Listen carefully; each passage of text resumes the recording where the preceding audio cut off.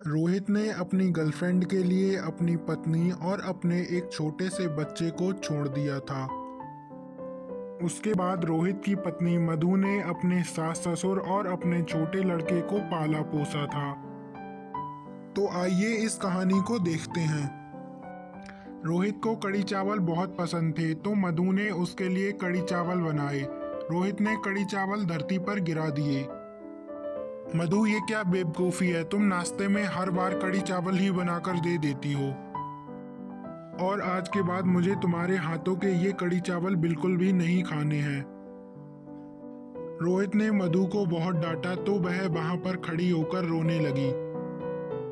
थोड़ी देर बाद चिंटू वहां पर आ जाता है और अपनी माँ से कहता है, माँ आप तो बहुत अच्छे कड़ी चावल बनाती हो, पिताजी ने फेंक दिए तो क्या हो गया। मधु बेटा तू रो मत, मैं आज रोहित को समझा दूंगी। आज के बाद वो तुझसे कभी नहीं लड़ेगा। माँ वो किसी और लड़की का नाम भी ले रहे थे, उसका नाम संगीता बताया था कि वह बहुत अच्छा खाना बनाती है।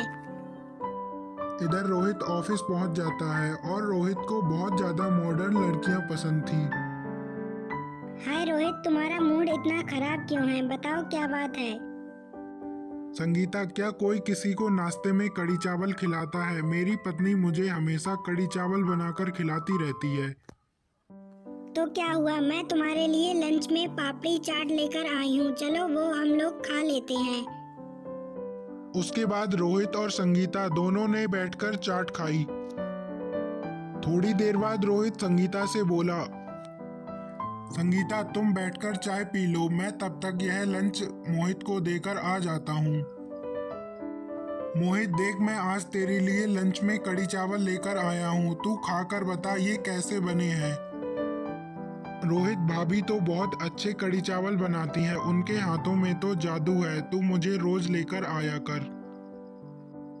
आज रोहित अपनी दोस्त संगीता के घर पर चला गया था। रोहित की पत्नी मधु रोहित का बहुत बेसब्री से इंतजार कर रही थी, लेकिन रोहित घर नहीं लौटा। माँ रोहित अभी घर पर नहीं आए हैं। तो क्या हुआ बेटा, ऑफिस में ज्यादा काम होगा इसलिए वह आज ऑफिस में ही रुक गया होगा। उसके बाद रोहित के छोटे भाई ने रोहित को फोन लगाया और पूछा कि वो कहाँ पर है। भाई, मैं अपनी दोस्त संगीता के घर पर हूँ और मैं आज के बाद कभी वापस नहीं आऊँगा और मैंने संगीता से शादी भी कर ली है। रोहित के जाने के बाद घर में कुछ भी खाने पीने को नहीं था। बेटा आज हमारे घर का किराया भी देना है, मालिक थोड़ी देर में आता ही होगा।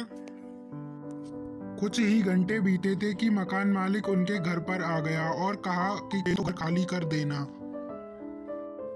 किसी के पास पैसे नहीं थे तो उनको घर खाली करना पड़ा। फिर वह एक झोपड़ी में जाकर लगे। माँ अब हम इस झोपड़ी में रहने तो लगे हैं, लेकिन हमें पेट भरने के लिए कुछ तो करना पड़ेगा। माँ आप इतने अच्छे कड़ी चावल बनाती हो, क्यों ना हमें भी खिलाओ और दूसरे लोगों को भी, और कड़ी चावल के बदले ग्राहकों से पैसे ले लिया करो। मधु ने बाजार में अपना कड़ी चावल का ठेला लगाना शुरू कर दिया था। मधु की अच्छी कमाई भी होने लगी। अब मधु के ठेले पर हमेशा ग्राहक खड़े ही रहते थे।